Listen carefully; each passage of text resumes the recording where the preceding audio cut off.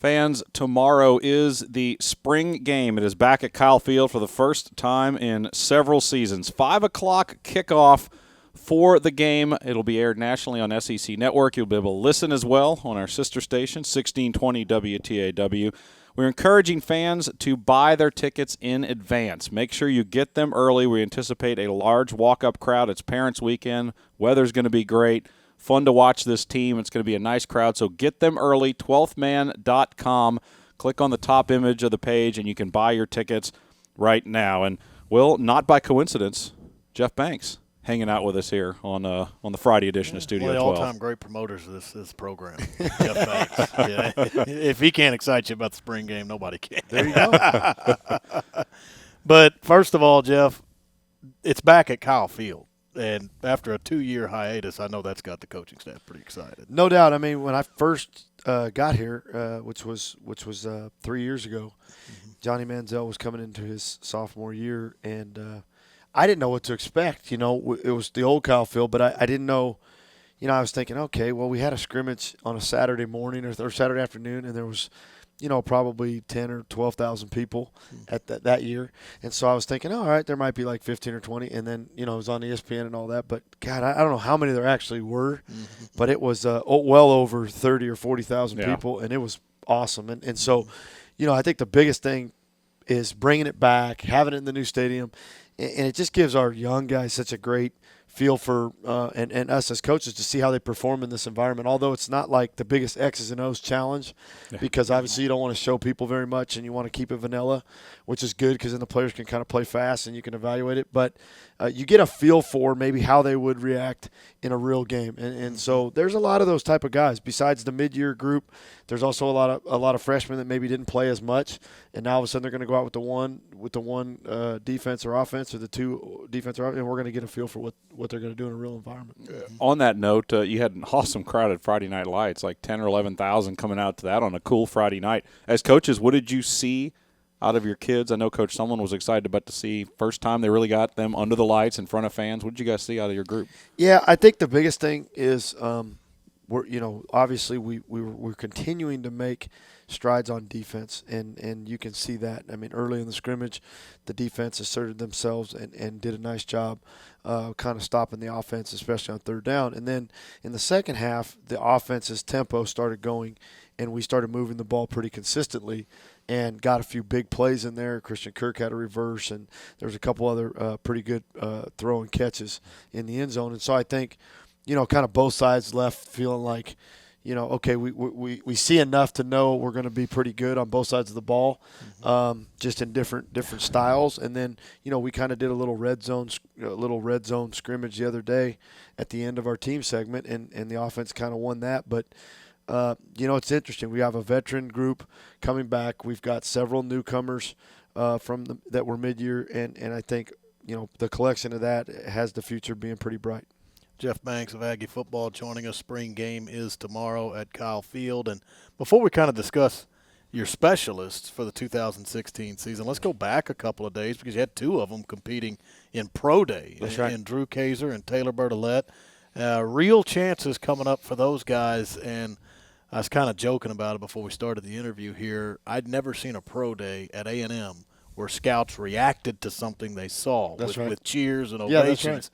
Well, Taylor Bertolette hit a 65-yard field goal on Wednesday, and that got an actual reaction out of a lot of the scouts there for watching. Yeah, it's pretty neat. I mean, having last year with Josh Lambo and be able to make it on the San Diego Chargers and have such a great rookie year, you know, Taylor then followed up with a really good senior season, and people have come in and taken notice. You know, there's been a lot of scouts that have come in and worked them out privately. A lot of special team coordinators actually have flown in here and worked them out privately. And then yesterday was Pro Day. Ours was a little later than usual because of Trey Carson and bumping it back, you know, a month.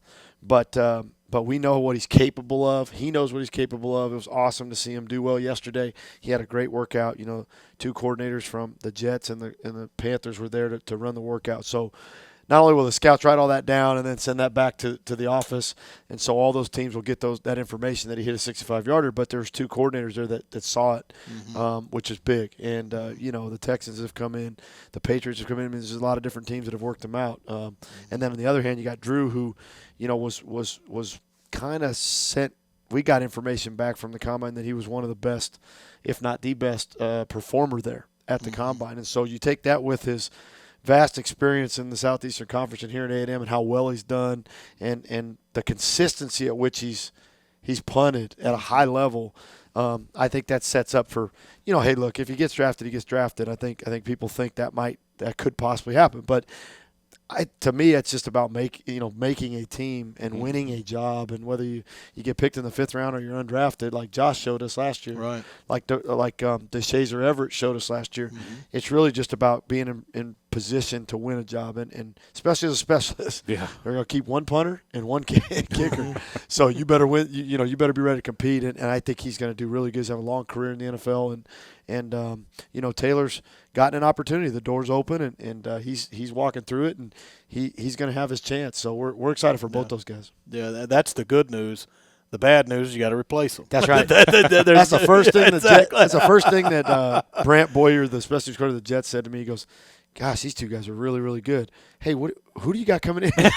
He's like, "I know you're not happy about that, but we had a Coach Sumlin and I have had a 2-year plan, and so it's really been good. It's sometimes you plan this stuff out and it works really well, and sometimes you plan it out and you're like, that didn't work so well. But we planned this out two recruiting classes ago that we were gonna take the best kicker or punter, on top of having Josh Lambo, Taylor Bertolette, and Drew Kaiser all coming back. And we said, for the reason being that it was a really good year for kickers and punters in the country. And so we went around all over the country and looked for the best guys. There wasn't necessarily that real guy in Texas, so we went everywhere, and we landed in Florida and found a guy in Daniel LaCamera who was a big, tall, strong punter, kickoff kicker, field goal kicker. And we were like, okay, we can bring him in, and because he doesn't have to play, we could kind of figure out which one he's the best at, let him work on that, and then don't redshirt him, put him out in front of some non-conference opponents, make him kick off, kick some extra points, travel him to all these SEC games so he's in those stadiums, he's warming up, and he's ready to go. Because if something happens to Taylor, we needed a guy that could win us the game.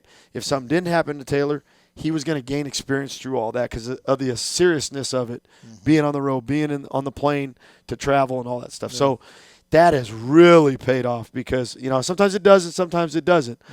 He has had a tremendous spring. I mean, he's like 93% in every field goal that he's attempted so far this spring. Above what Lambo and Bertolette did when they were here in the times that they won their job in their junior and senior year. So, so far, so good with him. We're excited. He's kicked the ball off well. Then we brought in Braden Mann to compete with Shane Tripucka. We've got 2 guys there I think are truly good enough to punt in Division I for us. It'll be a training camp battle to see who kind of wins that job. So, we just like Daniel, we kind of looked at Braden and said, just focus on punting, and it's paid off. He's really done well. His Friday Night Lights, he had a 57-yard punt, perfectly into the right numbers directionally. Hang time was really good. He's shown us some other variations of punts that he has, and he's done a really nice job. I'm excited about him. Shane's been very consistent. He's obviously got the upper hand because he's been here. He knows our system, and he's refined his form, so to speak, where Braden's still working day in and day out about his drop and his footwork and all that. But I'm excited. I didn't know how good Braden was going to be. He's a high school senior right now, coming in mid-year. Yeah, early and early. He doesn't act like it. I mean, he's out there and like Friday Night Lights. I think Shane might have been more nervous than Braden was. I mean, Braden was punting the ball and fired up, and you could see the look in his eyes. And when you get a kid from Cy-Fair High School who's played in big games before and been in front of 15, 20,000 high school fans, I think you kind of see that here. He walks in and he's ready to go. So it's gonna be a hard decision in fall camp, but certainly we got some guys. And here's the other deal: he might be the best kickoff guy. So we've been working Braden on his kickoffs to evaluate him and Daniel. We won't really make any real decisions until fall camp. We'll give them all summer. They have a couple days. Today's practice and then the spring game. And the spring game will give us a little indication in front of some people. And then we'll bring them all through summer. And then we'll come back into fall camp, and that's when we'll start to say, you're number 1 and you're number 2. But he's kicked off tremendously well in the 2 days that we've worked it, and he's got a really strong leg. So it's nice to have 2 guys that can kick off effectively. A lot of times that's what you're looking for is like, where's our big leg? Like we got a placement guy, we got a punter, but who's going to kick the ball off? And in college football, in the SEC, and the returners that you're going to face, you've got to be able to have a guy that can kick off. And with Taylor Burlett, that's going to be something that a lot of, reflecting back, that's going to be something a lot of NFL guys and calls I'm getting every day right now are about how well he's kicked off. And with the new rule change in the NFL, with the ball now going to the 25 and them giving up 5 more yards on a touchback, they want hang time. Mm-hmm. And so that's something that Taylor's done a great job of. Yeah. Exactly. Mm-hmm. Jeff Banks with us here on Studio 12. Again, the spring game tomorrow at 5 p.m. at Kyle Field. Tickets $5. We highly encourage you to buy them in advance to avoid waiting in line. You can do so on the top of 12thman.com. A lot of other information there, where to park, other events going on as well on that page as well. Big picture for you guys as a staff. You bring in, let's see, 1 new defensive coach, 2, I think, new offensive coaches. It doesn't even count the GAs and the quality control guys. That's right. You also obviously have a new face at quarterback, a couple other new guys out there. Just big picture. Have you guys been pleased with the excitement, the energy, the attitude you've seen out of your kids there? Yeah, Coach Mazzoni and Coach Turner on offense, and then a host of graduate assistant quality control guys, because those guys are always moving and shaking, trying to move up the job ladder. So we've lost some guys to some jobs, which we're proud about that too, placing those guys in some jobs. But we hired quite a bit of people that were familiar with Coach Mazzoni's offense at UCLA, including his son, who's doing a great job, Taylor, and then a couple others. So immediately, like, the staff camaraderie on offense was phenomenal. Number one, because some of us already knew Noel, because Coach Turner had already been here. Boy, I tell you what, and then those two guys are just so easy to work with. It's just kind of all fit, and so I think the players see that. I think certainly we feel that as coaches. I mean, we're in the staff room, we laugh probably more than we're getting work done. So, I mean, whenever you have that, especially at this high level, like, it's important. Like, the kids see that, and they feel that, and they're like, man, these guys really get along. They're really excited about each other. Not only that, but the offense we're running, and then, having just a little bit of success here in the spring with a new quarterback and Trevor Knight and a veteran guy like Jake Hubenak. I think it's all kind of come together for us, and now we just kind of want to get out of this thing injury-free that way.